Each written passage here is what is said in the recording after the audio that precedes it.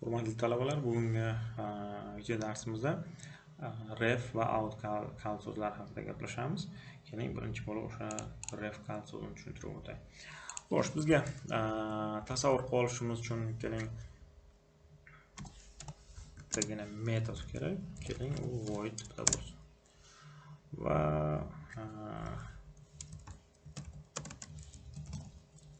hisobla degan metodimiz bor. Uning int tipidagi a o'zgaruvchi parametr, kiruvchi parametr sifatida. Va keling endi masalani muammoli holatda aytib o'tay.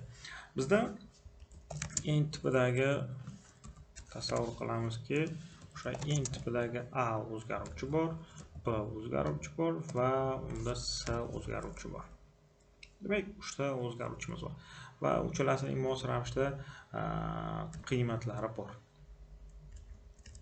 Shunday qilishimiz kerakki, a o'zgaruvchining demak hammasining yig'indisi, keling men mos ravishda qiymat berib qo'ya qolay.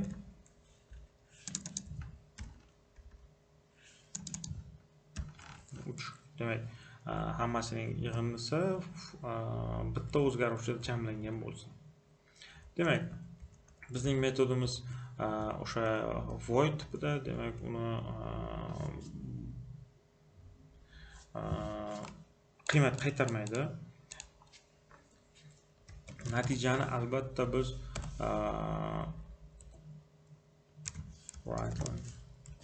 a ning o'zida ko'rmoqchimiz. A qiymatda ko'rmoqchimiz. Buning uchun biz hisoblagan a ning o'zini yuborishimiz kerak. Shu bilan birga b bilan s ni ham va uchalasining yig'indisini a ga o'zlashtirib bizga qaytarish kerak. Muammo shundaki, bizning metodimiz void tipida. Bu masalani qanday yechish mumkin? Bu yerda bizga o'sha ref kal so'zi yordamga keladi.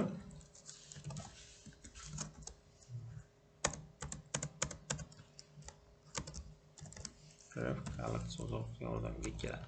Xo'sh, agarda biz int tipidagi shunchaki a ning o'zini yuboradigan bo'lsam, bir marta o'sha metodlar haqida tushunchamizni qaytarib o'tamiz. A ni yuboradigan bo'lsam va mana bu yerga keling, men a teng 12 qiymatini qo'yib qo'yadigan bo'lsam, bu dasturimiz ishlaydi. Va qanday ishlashini hozir keling ko'rib o'tamiz. Demak, bizni metodimizning ichidagi a yacheyka, a tipidagi o'zgaruvchining yacheykasi umuman boshqa.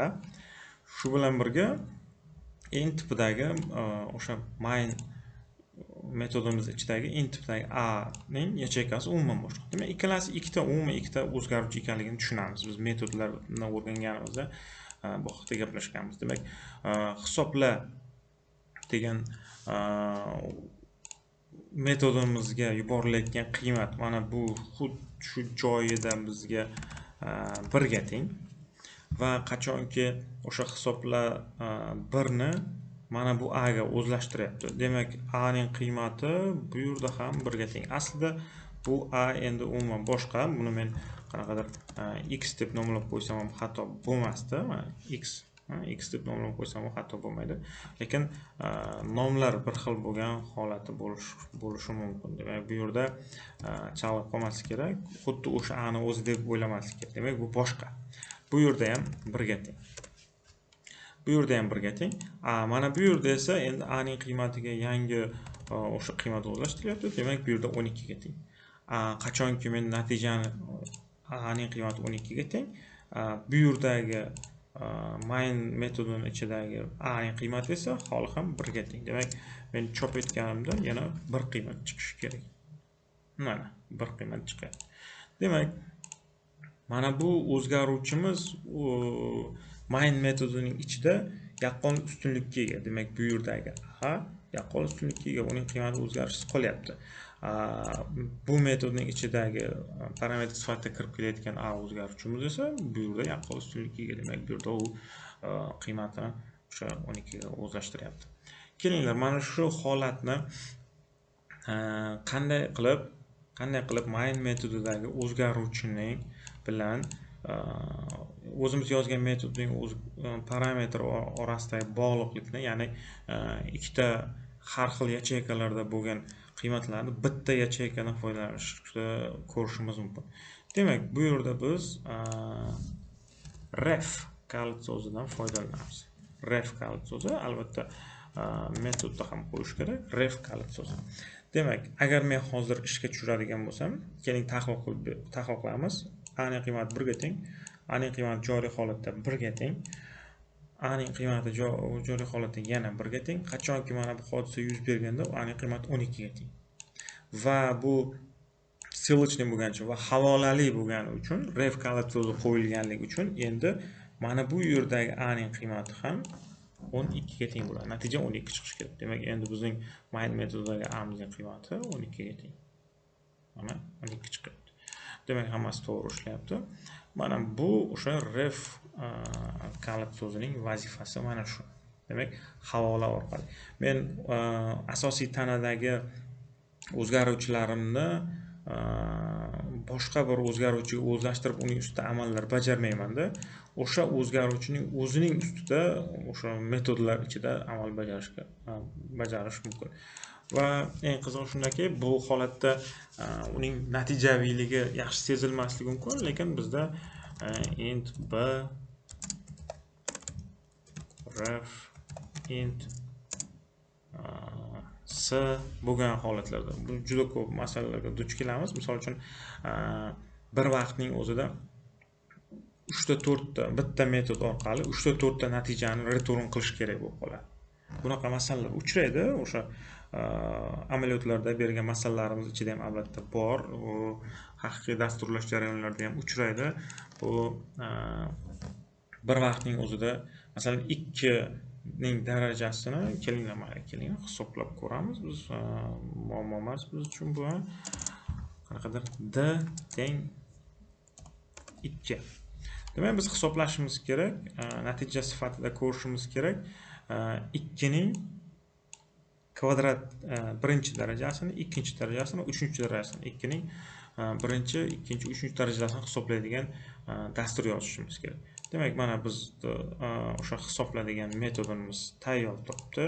A ga o'zlashtiraman. Mana bu yerga keling, mayli. D ni ham kiritib olamiz albatta. Int tipidagi d ni ref qilishimiz shart emas, shunchaki d deb kiritib olaman va qiymatlarni kiritamiz. Ref b ref s va d. Bo'ldi. Demak, metodimiz shu bilan ishlaydi va endi metodning ichki tanasini yozaylik. A ga o'zlashtiraman men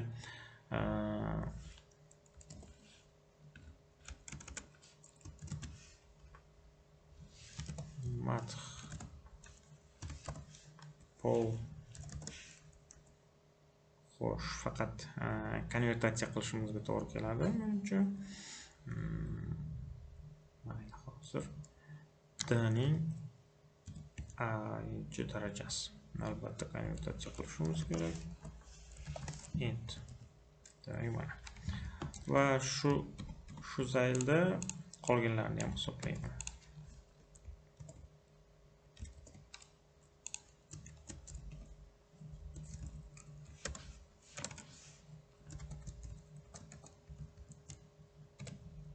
S ga o'zlashtirib qo'yaman. A ga d ning birinchi darajasini o'zlashtirdim. B ga men ikkinchi darajasini, S ga uchinchi darajasini. Demak, o'sha darajalarni bergan qiymatlarni o'zlariga d ning darajalarini o'zlashtirib qo'yaman. Kelinglar, men buni 5 yozaman va hammasini navbat bilan chop etib chiqamiz. A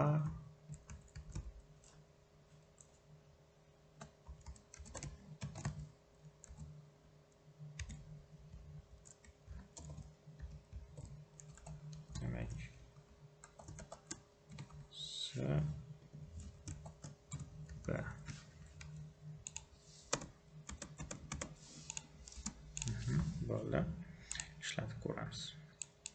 Demak, mana natijalarimiz chiqyapti. 5, 25, 125. To'g'ri ishlayapti. O'sha biz B, S ning o'sha 5 ning darajalarini ko'rdik. Birinchi, ikkinchi, uchinchi darajalarni. Xo'p, bu yerda qilgan ishimiz o'sha ref bilan bog'liq bo'ldi. Refning ustunlik tomonlaridan biri bu, o'sha bitta metod orqali biz agar void emas int tipini qo'yganimizda bitta return qilib bitta qiymatni qaytaradigan bo'lardik.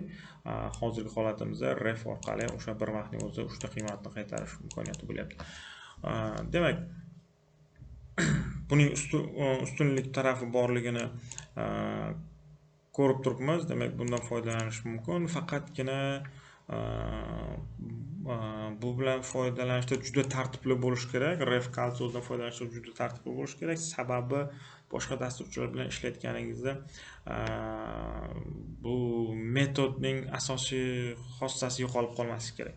Demak, xohlagan qiymatlarni kiritib, bu yerda xohlagancha ishlarni amalga oshirish mumkin. Masalan, a ga bog'liq va hokazo juda ko'p elementlar kiritib xohlagancha qiymatlarni qaytaradigan qilish mumkin. Bu esa mana bu metodning tushunarsiz bo'lib qolishini o'sha kafolatlaydi. Bu esa yaxshi emas. Demak, qolgan dasturchilarga noqulay qilib qo'ymaslik kerak. Refdan foydalanish kerak, faqat metodning o'sha bajarish kerak bo'lgan xususiyatlaridan kelib chiqqan holda juda oshirib yuborish tavsiya qilinmaydi. Ref kalsoz haqida hozircha shu.